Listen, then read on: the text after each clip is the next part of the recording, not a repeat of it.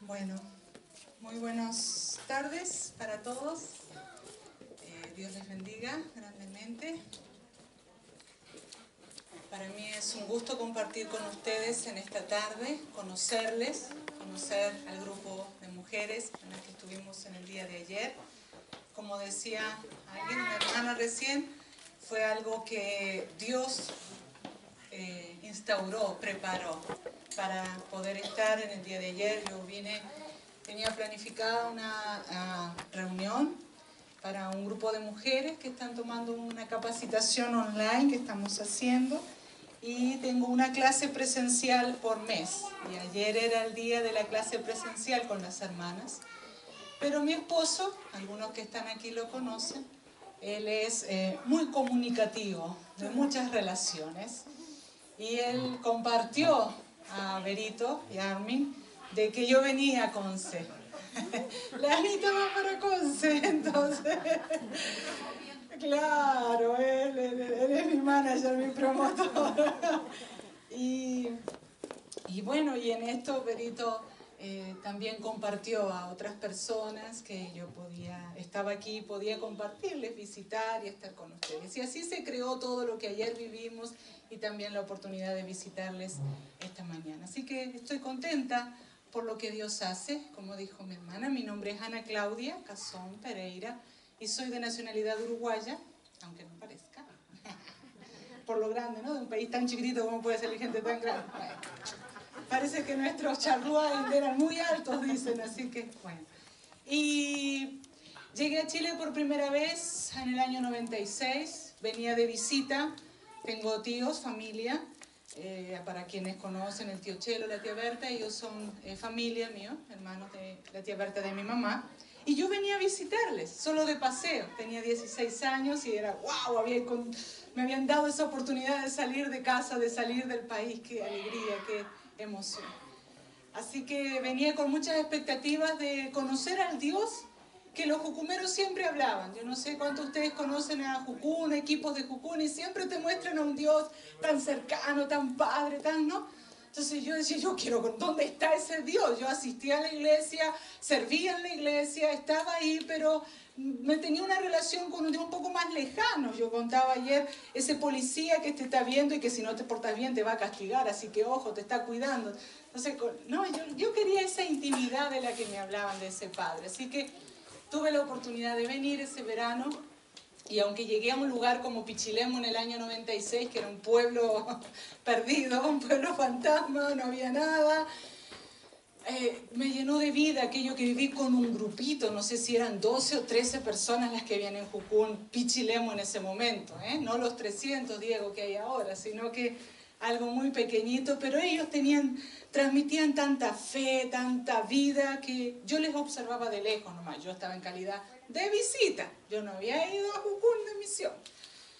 Pero bueno, volví a Uruguay, yo estaba estudiando, era jovencita, no estaba haciendo la enseñanza media, quería ir a la universidad, así que volví a Uruguay, seguí estudiando, y al otro verano pedí permiso otra vez, y como me había portado bien, me dejaron venir nuevamente a Chile. Y ahí sí participé de un campamento de jóvenes que Jucún tenía en ese verano por primera vez, el primer verano de misiones de Jucún Pichilemu. De ahí somos algunos que se conocen como el Rodo y otros más que llegamos a ese campamento.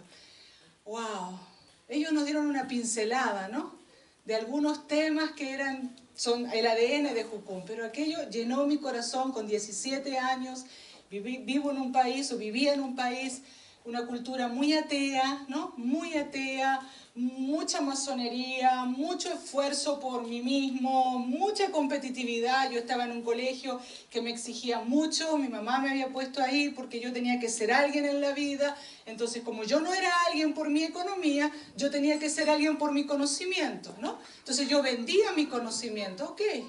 Para formar parte de tu grupo yo pongo el conocimiento, pero tú me haces parte de tu grupo, porque no me dejaban ingresar en ningún grupo, porque miraban mi aspecto y no, tú no. Entonces, ¿qué? Eso desarrolló una personalidad en mí muy competitiva. Entonces yo iba a ganar, yo era deportista, yo tenía que ser la mejor, ¿no? Todo eso. que me alejaba de la gracia de Dios. Cuando cantamos eso que no merecía eso, me costó tanto recibir el amor de Dios, porque yo me tenía que ganar el amor de Dios. Todo lo que yo tenía, me lo tenía que haber ganado, y con esfuerzo, y con tu brazo. Entonces, recibir algo que no mereces y que nunca vas a lograr comprar con tu esfuerzo, no entraba en mi cabeza. Entonces, cuando llegué, tenía solo 17 años, pero todos esos conceptos comenzaron a remover mi estructura y mi escala de valores. ¿Me entiendes? Porque yo no valía por el conocimiento, yo no valía por lo que podía alcanzar. Yo valía porque alguien murió por mí y me dio vida. Y punto final. Y todo lo demás es agregado. ¿Me entiendes? Entonces eso, wow, ya volví a Uruguay, seguí estudiando. Ingresé a la Facultad de Medicina en Montevideo para ser médico, porque ahí se iba a alcanzar el resto de mi valor. Y Dios confirmó lo que ya estaba hablando a mi corazón. Que su diseño, su propósito para mí no era ese. Yo podría alcanzarlo quizás y ser muy exitosa también, ¿por qué no? Pero aquello no iba a traer paz a mi alma, porque aquello no me identificaba. Así que a 2 semanas de comenzar, yo vengo a Chile a tomar mi escuela de discipulado y entrenamiento misionero en Jucún, Pichilemu, la cual se suspende por falta de alumnos. Ya había empezado el trato. Quien conoce el lenguaje jucumero, Dios te está tratando. Ya Dios me estaba tratando, porque yo venía de un ritmo, ¿no? De que las cosas funcionan, de que tú haces tu parte y la otra parte resulta y vamos para adelante. Entonces era como, yo dejé todo, yo vine a tomar una escuela y ahora no hay escuela, ¿cómo dónde estamos? Y bueno, me fui a Argentina con mis tíos para cuidar a sus hijos mientras ellos daban un seminario. Allá me encontré con algunas amigas que había conocido en el campamento del año anterior. Todo funciona así, ¿no? En relaciones.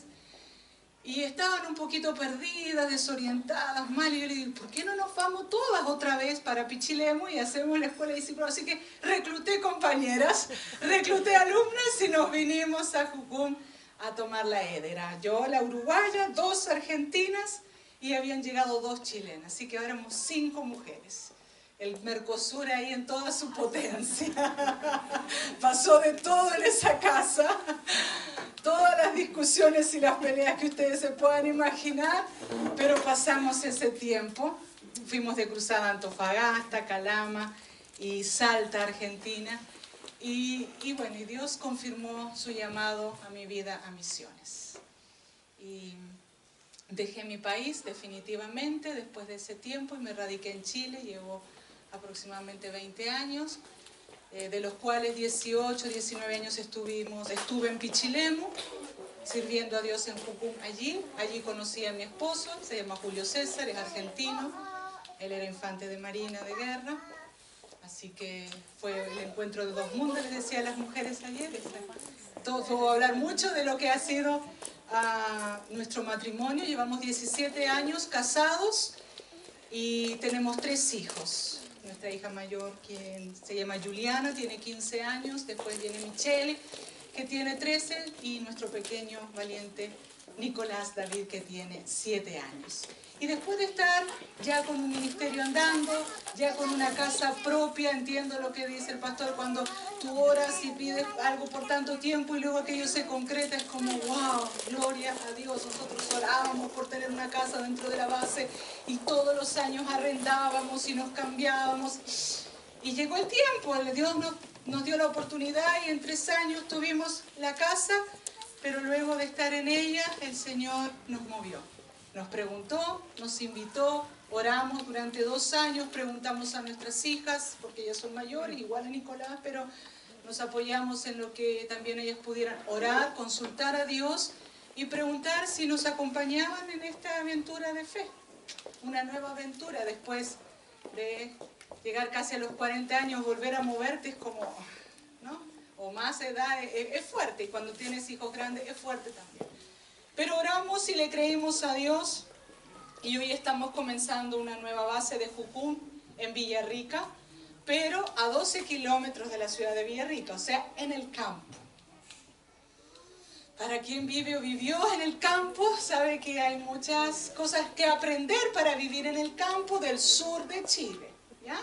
Porque Pichilemu puede ser helado, porque es costa y todo lo que usted quiera, pero no es lo mismo que estar en el kilómetro 9 del camino que lleva al volcán Villarrica en el kilómetro 20, ¿ya? Así que hay nieve, hay muchas cosas que han sido nuevas. Un cambio brutal, así de brutal. Yo pensé que no vivía más, que ahí iba a quedar toda mi fe, todo lo que tuve que aprender en un año para poder vivir, contener a mis hijos, insertarlos en una nueva colegio, todo lo que ustedes saben, porque en Chile la verdad que la gente se mueve mucho de lugar. En Uruguay no se da tanto, uno porque no tiene muchos lugares a donde moverte y otro porque la gente es muy arraigada a su lugar, pero bueno, los niños estudian en la ciudad, así que tenemos que llevarlos todos los días, 12 kilómetros a Villarrica, venir, llevarlos. Nadie se puede olvidar de nada, no hay, todos los trabajos se los llevan, por favor. Pero bueno, tienes que pensar con 2 semanas o bastante tiempo de anticipación, preparar tus cosas, ¿no? Todo lo que Pichilemu era diferente porque era muy accesible. Conocer la cultura, ¿no? Es diferente. La gente en el sur no la apures mucho, ¿no? Yo sé que Conce va camino al sur, pero no es sur-sur todavía, ya es más, la gente es tranquila, es a su ritmo, ¿no? Tiene toda una cultura, una manera de hacer las cosas. Ellos tienen una manera de hacer las cosas, las cuales si tú quieres formar parte de ellos, pregúntales y métete en su manera de hacer las cosas. No le vengas con un modelo quizás diferente porque va a levantar resistencia. Después con el tiempo vamos negociando, pero al principio tenemos que aceptarles tal cual son. Así que estamos en ese proceso. El año pasado intentamos desarrollar una escuela de consejería, que fue el ministerio que trabajamos en Pichilemu todos estos años, la FMC. Tuvimos un mes de escuela, una escuela piloto que nos dio para ver qué cosas podemos hacer, qué cosas no, porque el ritmo de Pichilemu era muy intenso, muchas escuelas por año, muchos alumnos, una base ya constituida, pero cuando empiezas de cero no es lo mismo. Así que con eso pudimos ver, ok, ¿qué podemos hacer? ¿Qué horario podemos manejar? No es posible hacer el tiempo a solas a las 7 de la mañana en el sur si no has tomado el café antes, el desayuno antes. Porque hace mucho frío, la gente se te va a entumir, entonces tenemos que tomar el desayuno antes y luego hacer el tiempo a solas. Todos esos detalles, todos esos detalles estamos aprendiendo. Y ahora comenzamos una nueva escuela de discipulado, la básica, porque Dios cambió un poquito nuestra perspectiva de cómo comenzar. Así que estamos con una EDE y tenemos 3 valientes alumnos de Brasil. Así que ellos están experimentando el frío como algo muy nuevo. Aparte del idioma y de la comida y todo, no, el frío. Así que hacemos fuego, tratamos de que ellos vayan poco a poco adaptándose. Así que en eso estamos, tenemos un grupo de músicos que estamos dando cobertura, ellos son un ministerio que toca, canta, y se llama el Ministerio Familiar Cristiano, son todos matrimonios con niños, y ahora están bajo la cobertura de Jucuna. Así que ellos vienen con nosotros los días sábados y tenemos un culto que es abierto a la comunidad. Todo aquel que pueda llegar hasta allá, bienvenido sea. Algunos los vamos a buscar, otros se juntan con otros. Y llegamos y tenemos un grupo de 25, 30 personas con niños, adolescentes, y ahí adoramos al Señor juntos. Y estamos abriéndonos a que, no sé, el portero del colegio, la señora de más allá, esa gente que tú vas conociendo a través de relaciones, puedan recibir también de Dios con nosotros allí. Así que les voy a agradecer mucho sus oraciones para que el Señor siga haciendo su obra en ese lugar. Para el mes de septiembre queremos realizar la escuela de consejería, así que estamos orando para que Dios cumpla sus propósitos y que lo que Él quiera con nosotros. Como les digo, no ha sido fácil volver a empezar después de muchos años, pero tenemos que estar dispuestos a movernos de nuestro lugar de seguridad. Si tú quieres ver la gloria de Dios, tienes que estar dispuesto a moverte de tu lugar de confort, de seguridad, donde dependas únicamente de Dios. El Pichilemu era un lugar tan seguro para mí que yo podía golpear cualquier puerta y ser ayudada, porque la gente me conocía desde que llegué con 16 años, imagínate, prácticamente una niña. ¿Quién no va a ayudar a la Anita si le falta algo? Pero Era la fila, alguien para no. Y ahora es como, ¿a qué árbol primero voy a ir a llorar para que me ayude? Porque no hay nadie más ahí. Mucho campo solamente. El volcán que me muestra la grandeza y el poder de Dios. Y ahí he tenido que llorar y decirle, sálvame. Sálvame. Abre el camino que no puedo ver abierto. No está mi esposo, mis hijos están en el kilómetro 1, en un cruce, llegando de una micro. Yo tengo que mover este vehículo bajo lluvia, en camino de ripio y llegar hasta allá. Sálvame. Y ver tus piernas temblar de una manera que no puedes calzar el pie en el pedal, pero tienes que llegar hasta allá porque están tus hijos allá. Así que miedo de lo que sea, y ver los camiones con rolos de madera enfrentándote a ti. Sigo mi camino, este es mi blanco hacia allá. Eso, que para otro puede ser un detalle, pero para mí era algo potente. Pero ver a Dios glorificarse, porque no hay nadie más que me maneje el auto hasta allá y mis hijos están allá. Cosas así me han llevado a ver a Dios cerquita, cerquita y decir, estoy aquí, tranquilo, vamos juntos. Así que podría contarles muchas experiencias del poder sobrenatural de Dios. Estoy agradecida del que Él nos haya tomado y haya puesto su mirada sobre nosotros y nos permita formar parte de sus sueños. Y eso es lo que Él quiere para cada uno de sus hijos. No solamente cuidarnos, sino hacernos parte de sus sueños. ¡Qué privilegio más lindo! Él es Dios. ¿Tú crees que Él necesita que yo sufra ya en el campo para que alguien se convierta? No. Él puede ser así y listo. Como se le apareció a Pablo ahí camino a Damasco, y chao, ningún mensajero. Pero Él es Dios, pero Él es Padre y nos ha hecho partícipes de su reino, colaboradores de Él, y nos invita a formar parte de estos propósitos tan hermosos. Así que es un privilegio, solamente que no podemos solos, ni tampoco es por nuestras capacidades, es por su gracia y es con su fuerza. Así que gloria a Dios por eso. Amén. Así que eso soy yo más o menos, a grandes rasgos. Soy lo que ven nomás. Muy abierta a ser conocida. Quiero invitarles a abrir sus Biblias en esta mañana en el libro de Hebreos capítulo 12.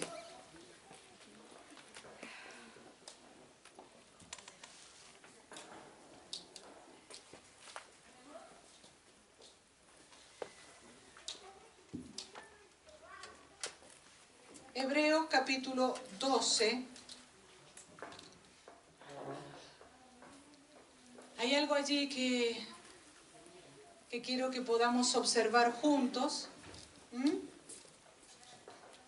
Dice, por tanto, nosotros también, teniendo en derredor nuestro tan grande nube de testigos, despojémonos de todo peso y del pecado que nos asedia y corramos con paciencia la carrera que tenemos por delante, puesto los ojos en Jesús, el autor y consumador de la fe, el cual por el gozo puesto delante de él sufrió la cruz, menospreciando el oprobio, y se sentó a la diestra del trono de Dios. Amén. Creo que muchos conocemos el libro de Hebreos y recordamos rápidamente la lista que hay ahí de los héroes de la fe. ¿Quién no leyó en alguna oportunidad o escuchó, o en la escuela dominical de su iglesia, ¿no? De su abuelita, de su papá, hizo algún diseño incluso sobre los héroes de la fe del libro de Hebreos? Pero mucho más de eso a veces no conocemos, por ejemplo, de este libro, de que no sabemos quién fue su autor realmente, ¿sí? Podemos especular, podemos hablar mucho, podemos dar muchas propuestas, tirar muchos candidatos, pero con exactitud nadie sabe, ¿sí? No es Pablo, o puede ser Pablo, ¿ya? ¿Por qué? Porque el griego del hebreo es un griego diferente, es un griego con términos muy pulidos, ¿no? Aún en el idioma castellano chilense, usted sabe más o menos por escuchar a alguien hablar de dónde viene, ¿sí o no? ¿No? Por los términos que puede usar.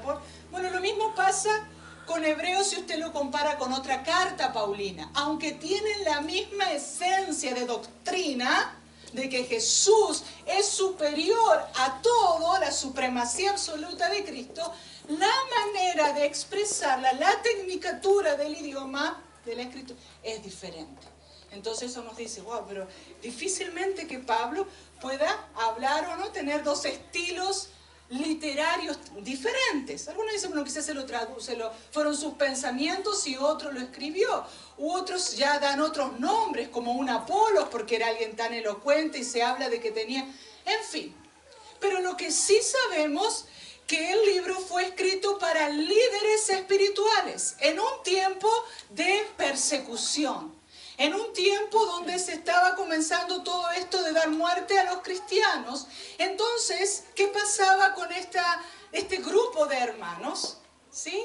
Que habían sido convertidos del judaísmo, estaban siendo tentados a volver atrás a su religión pasada porque era un lugar, una religión que estaba protegida por el imperio, porque allí no iban a ser muertos. Por eso el autor va a comparar a Jesús con los ángeles, con los profetas, con el antiguo pacto, y haciendo alusión de que Jesús es superior a todo. Él es perfecto. Él murió una vez y para siempre. ¿Cómo después de haber experimentado esa libertad vas a volver atrás a una religión donde tienes que cada día estar ofreciendo sacrificios para sentirte puro cuando alguien te purificó una vez y para siempre? No es concebible que vuelvas a ese estado de esclavitud. Por eso el autor les alienta, vamos hacia adelante, entremos al reposo ¿de qué? De la libertad con la que Jesús ya te hizo libre. Y no esté otra vez con los rudimientos pasados. Entonces, claro, él les alienta a través de esa lista de hombres de la fe, aquellos que se mantuvieron como Moisés viendo al invisible, al que no podían ver, aquellos que permanecieron fieles aunque nunca vieron el cumplimiento de la promesa. Eso era para alentar sus corazones a seguir adelante. Porque cuando nosotros estamos en tiempos de presión, de persecución, vamos a correr a nuestros refugios. Nos vamos a esconder en nuestros refugios, aquello que nos da seguridad. Porque tenemos miedo. Miedo a morir, miedo a perderlo todo. Y eso era lo que esta iglesia estaba viviendo. Era lo que el pueblo cristiano en este momento estaba viviendo. Entonces, cuando nosotros vemos el capítulo 12, el autor usa un diseño, ¿no? Una comparación que era muy clara para ellos, como griegos en ese tiempo también en la cultura, que es la de un estadio, la del deporte, ¿no? Era entendible. Por eso él usa esto de que también nosotros, teniendo en derredor nuestro tan grande nube de testigos, despojémonos de todo peso y corramos con paciencia la carrera que tenemos por delante. Eran términos, eran comparaciones que eran fáciles de entender. Y lo que hace alusión aquí el autor es que de la manera en que estaban corriendo, no estaba siendo bueno. Que para seguir corriendo había algunas cosas de las cuales tenían que despojarse. Y menciona dos cosas. Dice peso y pecado. ¿Sí? ¿Lo tienes ahí en tu escritura? Tienes que despojarte de todo peso y de todo pecado. ¿Quién ha intentado correr ya con una mochila? ¿Quién ha intentado correr? Lo han hecho, me imagino que más de un hombre que ha jugado al fútbol lesionado. Seguro. Sí. ¿No? Después llega casi la rodilla hasta 10 veces más, ¿no? Así. Pero no importa, porque el placer de haber jugado no se lo quita a nadie. ¿Sí o no? Pero hay mucho dolor. Y sigues caminando quizá el resto de los días, pero estás sintiendo ese dolor. Bueno, la palabra peso viene del griego onkos. Y onkos se define como hinchazón o inflamación. Lo que nosotros podemos traducir a lo que es un esguince. Cuando hay un esguince, una torcedura, hay una hinchazón y una inflamación que puede ser aún mucho más dolorosa que la misma fractura. Y es muy difícil correr esguinzado. ¿Quién va a hacer una maratón esguinzado? ¿Quién va a correr una maratón con una mochila o con sobrepeso? ¿Verdad? Yo fui a la corrida familiar el año pasado con mi hija y no quería correr, ella tiene 16 años, bueno, 15 todavía. Y vieron que en esa edad uno tiene, si más grande todavía tiene muchos problemas a veces con su autoimagen, imagínense, ¿no? Cuando uno es jovencito, como no. Entonces ella es muy grande, ¿no? Ella es más alta que yo.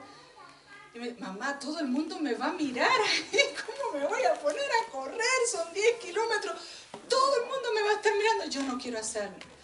Pero es por nota, hija, ¿qué vas a hacer después si te vas mal en educación física? Todas las mamitas luchamos con eso cuando tienes que tener cuidado porque te baja todo el promedio, porque No, mamá, no lo voy a hacer. Ya, ok.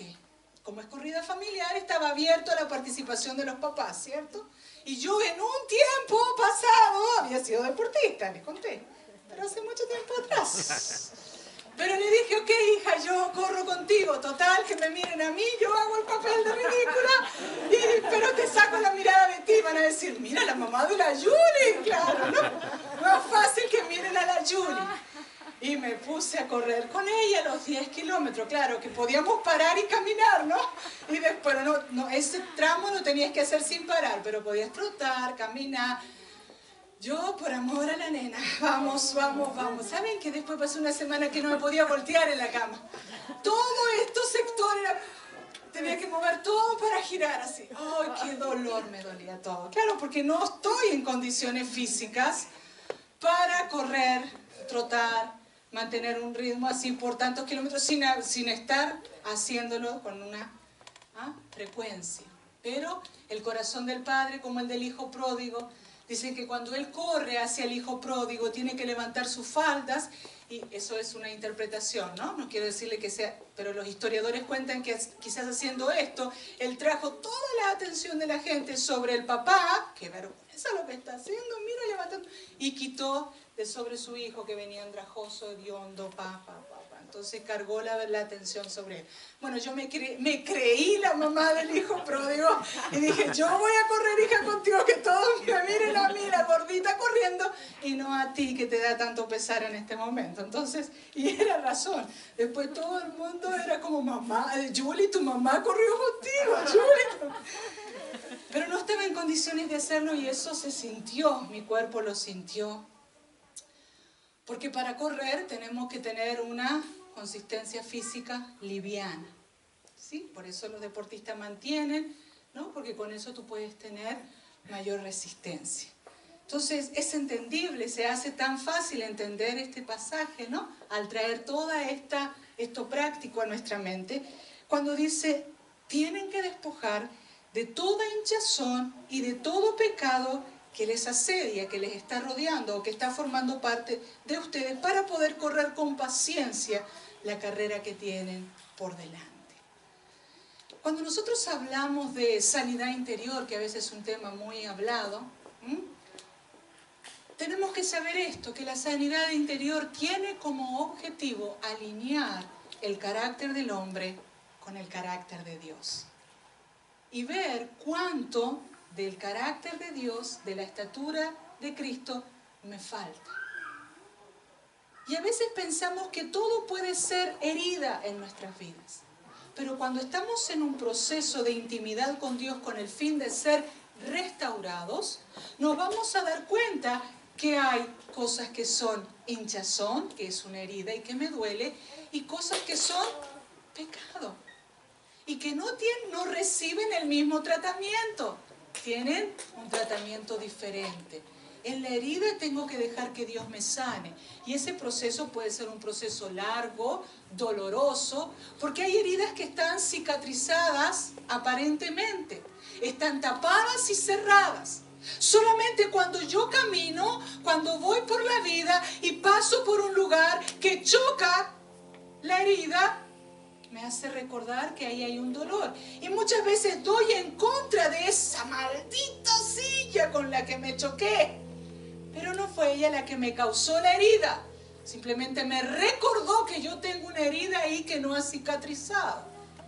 Y yo creo que todos sabemos que para que una herida cicatrice, ¿qué necesita? Necesitamos intervenir, limpiar, tiene que sangrar, va a dolernos, pero es un dolor que luego va a llevar a una sanidad. Y va a quedar una marca que nos va a recordar que ahí me corté, que ahí me quemé, que ahí me quebré, pero ya no me va a doler. Y puedo recordar ese evento, pero ya no tengo ¿qué? Dolor. Esa es nuestra sanidad en Dios. ¿Sí? Hay cosas que han sido tapadas con los años. Hemos usado refugios, seguridades donde me escondo y ahí no siento más dolor. Me he puesto una dieta propia para no sentir dolor con eso. Pero no quiere decir que estoy, mejor dicho, sano. Por lo tanto, en el momento de presión y de persecución, como lo que está pasando aquí, intento correr y me doy cuenta que no puedo, tengo mucho peso para correr, que fue mi conclusión el año pasado. Hay cosas que necesito procesarlas con Dios, que necesito sanar. Me encuentro quizá frente a la presión de que el pastor me pide que realice una labor y me vienen todos los miedos, pero ¿y por qué si? Y me recuerda, no, pero es que esto está porque cuando yo estuve así, porque cuando yo era así de pequeño, ¿no? Ayer hablábamos con las hermanas específicamente de la soledad en nuestra vida, cómo esta nos afecta y de dónde viene muchas veces, cuáles son las raíces que alimentan la soledad, la inseguridad y todo esto. Y hablamos de cómo a veces en la vida adulta queremos hacer correcciones en nuestro carácter porque las vemos, pero qué terrible, soy una persona tan insegura, yo tengo que dejar de ser inseguro. Y queremos hacer todo un esfuerzo para dejar de ser inseguro, pero hay una raíz de dolor atrás que sigue alimentando la inseguridad. Que puede haber sido, por ejemplo, un papá ausente o un papá muy estricto. ¿Tú sabías que la sobreprotección genera inseguridad? No, pero que no se vaya a caer. No, pero que no le falte nada. No, pero que... No, y cuido todas las partes. No, el hijo, no. Déjalo que tome una decisión y que se equivoque. Y tú vas a acompañarle, bueno, cuando ya no son un poquito más grandes, ¿no? Pero déjale, quizás siendo pequeño, que viva algo que ahora no se puede tener. Pero tienes que confiar, oremos juntos, lo vamos a poder alcanzar. Pero ahora no puedo dártelo. Pero el papá que está resolviendo ahí siempre todos los problemas de su hijo le va a generar seguridad para en su vida adulta tomar decisiones solo.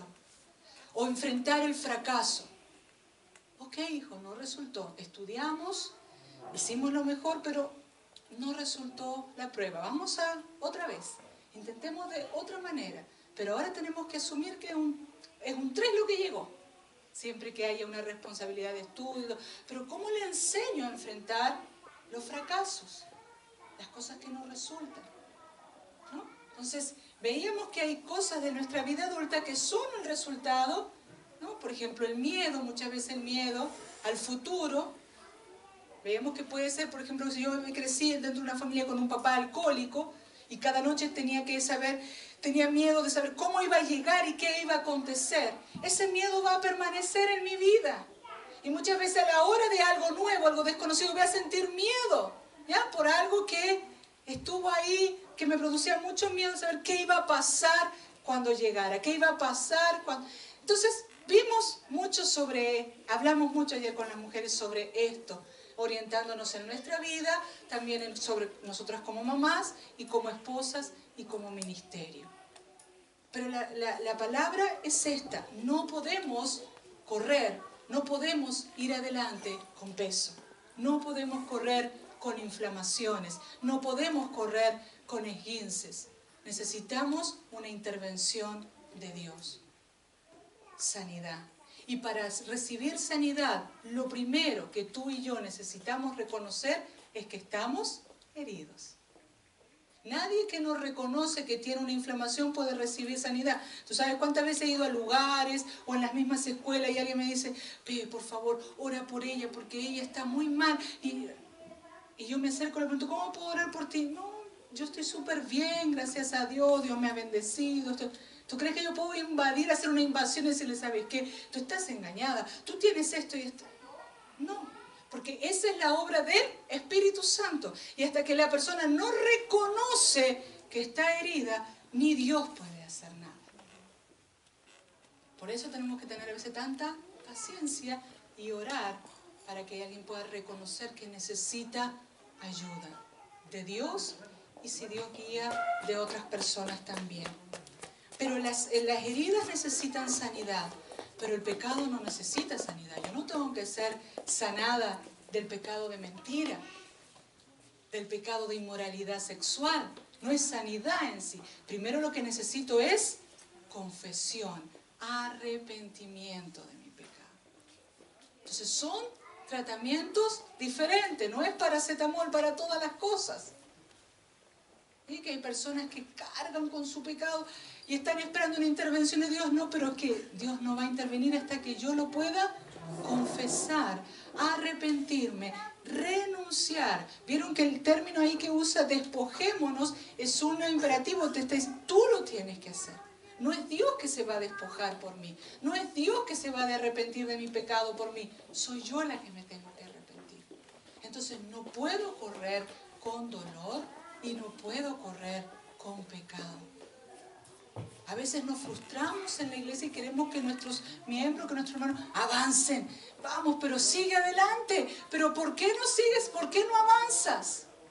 Querido, pero es que el peso que hay encima no le permite dar ni 2 pasos. Y hasta que no pare, no se inmovilice para tratar, no es posible. Pero estamos en un mundo tan rápido y en un sistema donde se evalúa tanto, se evalúa tanto a la persona de exitosa o no por su rendimiento, que también en nuestra vida con Dios traemos ese sentido. No, pero lo que yo tengo es que rendir, yo no puedo parar porque tengo que producir, tengo que hacer. No, querido. Tú tienes que ser primero. Y quien tú eres va a afectar lo que tú haces. Y lo que tú y yo primero tenemos que ser es ser hijos. Y el hijo tiene que tener la imagen del Padre. Tiene que ser parte de la familia. Y la imagen del Padre es santidad, dice Primera de Pedro. Como hijos obedientes, no se conformen a su antigua manera de vivir, a su ignorancia pasada, sino que tienen que ser santos porque aquel que los llamó es santo. Entonces no te dice, tienes que hacer tal cosa porque tu papá está esperando que tú las hagas. No, tu papá está esperando que tú seas antes de que tú hagas. Pero hoy no hay tiempo, no importa cómo seamos, ¿verdad? Aquí me imagino hay personas que están en sus trabajos, en empresas, en lugares, y no importa cómo tú eres, quién pasa contigo adentro, no importa cómo tú alcanzas algo, lo importante es que tú lo realices.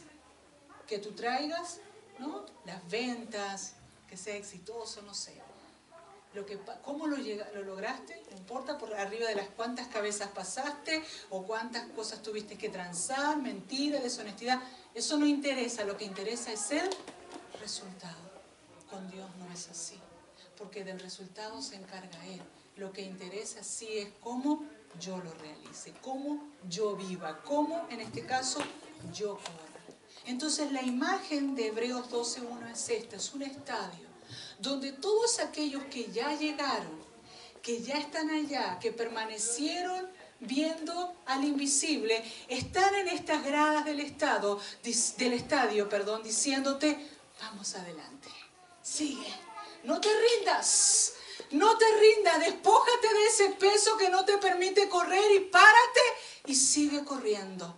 Vamos, yo ya llegué, aunque no veía nada, pero aquí estoy. Aunque fui traspasado como Enoc de la vida, pero aquí estoy, así que yo te aliento, sigue corriendo. Por eso el autor usa este ejemplo, porque era una palabra de ánimo, no de reto, de ánimo, y de decir, no puedes correr así. Imagínate que un deportista no me viera a mí haciendo el show que estaba haciendo ese día. Sin duda se va a acercar y decirme, querida, te vas a lastimar, que era lo que me estaba exponiendo, a lastimarme. Una vez le dije a alguien, con mucho amor, porque si en mi carácter yo soy, no tengo la facilidad de confrontar así como con enojo, con prepotencia. Le dije, mire, sé que estás teniendo estas luchas en tu vida. Yo considero que no es bueno que estés liderando, que estés al frente de grupos, de equipos con este problema, porque te estás exponiendo a lastimarte más. Ese era el objetivo de mi consejo. Lastimosamente no fui entendida así, sino que la persona sintió que yo estaba queriendo decir que no era capaz de llevarlo adelante porque estaba en pecado. No era ese el sentir. El sentir del mensaje, por lo cual pedí perdón y clarifiqué, porque si no se entendió, yo no soy quien para decirte que tú no lo puedes hacer, porque ¿no? Lo que yo considero es que estando lastimada, llevando el peso de un equipo, de un grupo, de una iglesia, de un lugar sobre ti, corriendo con el peso de todo, te puedes lastimar más, te estás exponiendo a estar más lastimado. Pero no es un mensaje para condenarte, sino para cuidarte. Y esto es el corazón del Padre, cuando nos inmoviliza, cuando nos paraliza, cuando nos saca de un escenario y nos deja, que es el corazón de cuidarnos. Porque si sigues corriendo con todo ese peso encima, sin atender al dolor que tienes, te vas a lastimar más. Entonces, cuando nosotros hablamos del corazón del Padre, hablamos de que Él está interesado en lo que está pasando contigo, más allá de lo que tú puedas hacer para Él. Para hacer ministerio hay tiempo. Lo importante es que los puedas hacer libre. No que no vas a cometer errores, porque cometemos errores. Nos arrepentimos, pedimos perdón al hermano que le fallamos, a la persona con... No, pero estamos en una búsqueda de estar alineados con el carácter de Dios. Entonces, ¿cuántas cosas pueden estar en nuestro corazón siendo un peso y no nos permiten avanzar? Y estamos tan enfocados en los resultados, en hacer, que no damos atención a nuestro ser, que es nuestro corazón. Y lo que hacemos no determina quién somos, sino que quién somos va a afectar lo que hacemos. Entonces tenemos que preocuparnos en mi identidad, en mi valor y en mi relación con Dios. Y el autor dice más, corre libre de todo esto mirando a Jesús, con tus ojos puestos en Jesús, el autor y consumador de la fe. Y a mí me viene esta imagen de que cuando estamos corriendo, tú tienes que mirar hacia adelante, mirar a Jesús. Porque si tú vas corriendo y miras al que está al lado, que se cayó, que se tropezó, vas a perder tu ritmo, vas a perder tu enfoque. Entonces muchas personas han quedado caídas en el camino porque miraron al compañero.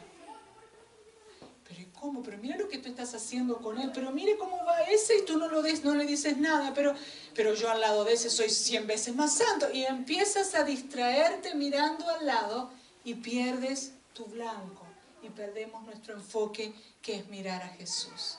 Entonces, querida iglesia, mi palabra para ti en esta mañana es esta. Despojémonos de todo peso y del pecado que nos asedia para correr la carrera que tenemos por delante, para llegar a estar en esas listas de héroes de la fe, que quizás no alcanzaron a ver la promesa, pero se mantuvieron libres de peso y libres de pecado. ¿Qué les parece si oramos en un momento en esta mañana?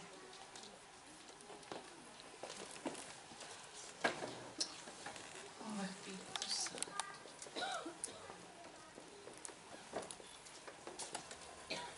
Mientras yo oraba esta mañana en la casa, Dios hablaba a mi corazón sobre la persona del Espíritu Santo. Estaba meditando esta mañana en mi tiempo con Dios en el libro de Juan, cuando Jesús le dijo a sus discípulos, no los dejaré huérfanos, no los dejaré solos, enviaré al Consolador, el Espíritu de verdad, el cual estará con ustedes. y les mostrará toda verdad. Y este Consolador, que se define como Paracletos, tiene una traducción como un sostén, una muleta, podría traducirse en nuestro español. Algo donde tú te apoyas para caminar, va al lado tuyo todo el tiempo y tú te afirmas ahí para andar. Ese es el Espíritu Santo, nuestro Consolador. Entonces, esta carrera que tenemos por delante no es para que la corramos solos, ni en nuestras fuerzas, sino que es sostenidos en el Consolador, afirmados por el Consolador, guiados por el Consolador, el Espíritu de verdad. Yo quiero invitar al Espíritu Santo en esta mañana, venir y revelarse a nuestro corazón.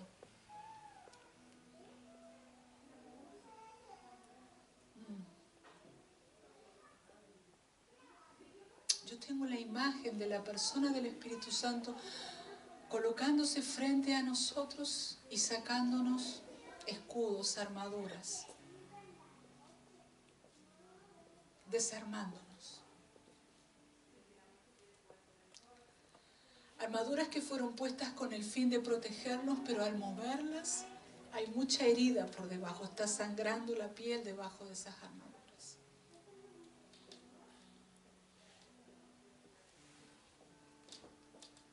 Y el Espíritu Santo en una atmósfera, en un ambiente de mucha seguridad, comienza a quitarnos estos escudos.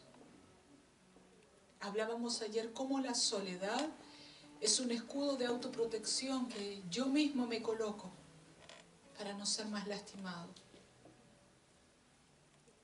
Y digo, mejor solo que mal acompañado. Y me pongo este escudo y camino en soledad para no recibir más dolor. Pero la invitación del Padre en esta mañana es que te despojes, que te quites toda esta armadura. Toda armadura de apatía, toda armadura que te has colocado y que te dice, yo estoy bien, a mí no me pasa nada, esto no me afectó realmente, yo puedo con esto, yo soy grande. No necesitas esa armadura delante de tu papá porque Él conoce tu corazón. Puedes quitártela confiadamente y decirle, sí me duele, sí estoy luchando con esto.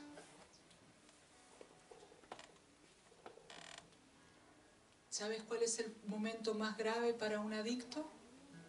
Su peor estado, cuando él está convencido que puede dejar su adicción cuando él quiera.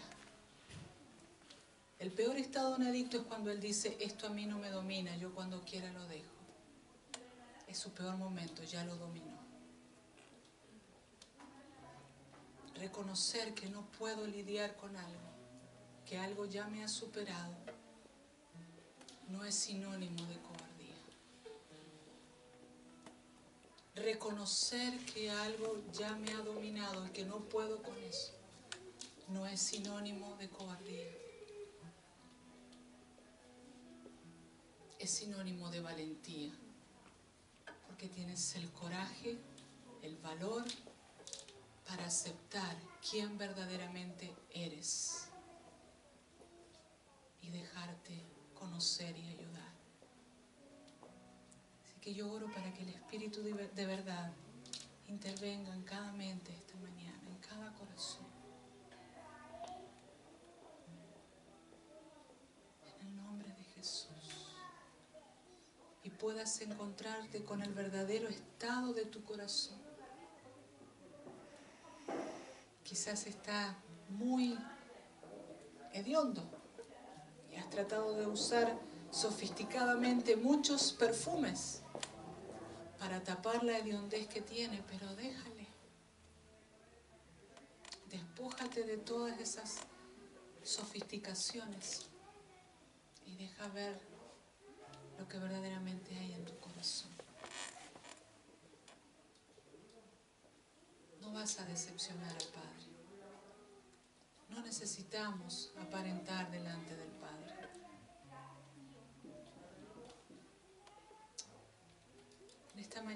Dios, yo quiero darte gracias por este tiempo y dar gracias por la presencia de tu Espíritu Santo en esta mañana, en este lugar. Invitarte que vengas y traigas libertad. Si algunos han caído, están caídos en el camino y no pueden pararse para seguir corriendo, ven Espíritu, ven.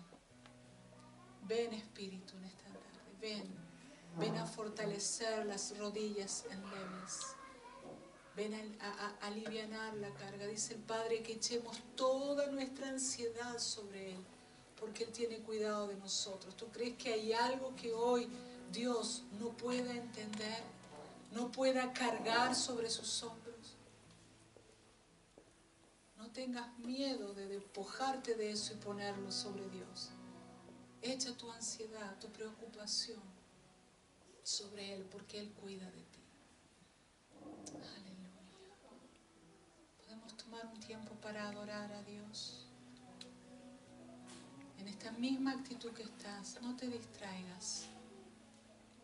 Hay muchos ruidos durante la semana, hay mucho horario, hay muchas actividades. Este día, este momento lo disponemos para escuchar, estar quietos y escuchar a nuestro Padre.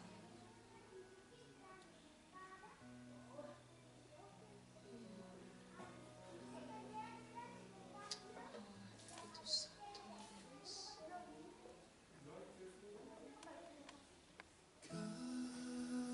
Espíritu Santo de Dios. Sobre mí.